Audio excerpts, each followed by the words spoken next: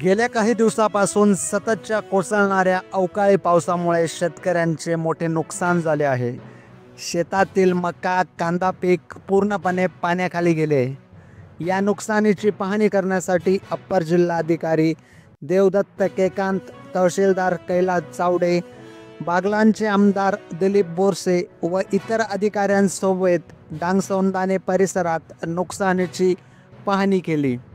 मुसळधार पावसामुळे शेतातील मका जमीनदोस्त होऊन पूर्णपणे खराब झाला आहे. लाखो रुपयांचे कांदा रोपही पूर्णपणे खराब झाले आहे.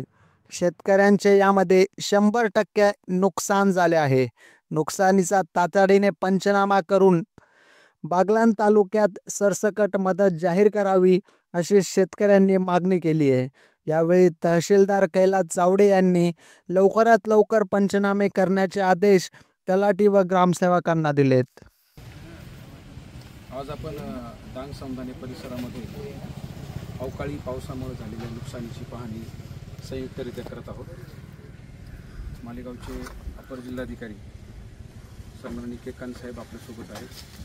तालुक्याचे माननीय आमदार महोदय देखील आपल्यासोबत आहेत आणि तालुका कृषी अधिकारी, त्यांचे क्षेत्रीय कर्मचारी ही स्वतः प्रातिनिधिक स्वरूपात या नुकसानीची पाहणी करत आहोत.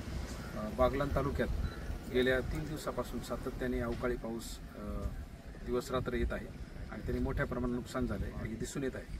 विशेष करून कांद्याचे जे रोपं आहेत त्याचं मोठ्या प्रमाणात नुकसान झालेले, शेतामध्ये पाणी साचलेले आणि काही शेतांमध्ये पाणी साचल्यामुळे मक्याच्या पिकाचं देखील नुकसान झालेले. या पार्श्वभूमीवर सगळी पाहणी करून क्षेत्रीय कर्मचाऱ्यांना पंचनाम्याच्या सूचना दिलेल्या आहेत. यापूर्वी सप्टेंबर महिन्यात ज्यांचं नुकसान झालेले आणि पंचनामे झालेले ते शेतकरी वगळून उरलेले जे शेतकरी ज्यांच्या शेतामध्ये आजही पीक उभं आहे आणि ते या अवकाळी पावसामुळे बाधित झालेले, त्या सर्व पिकांचे तातडीने पंचनामे करण्याचा आम्ही संयुक्तरित्या आदेश दिलेला आहे. ते पंचनामे तात्काळ सुरू होतील.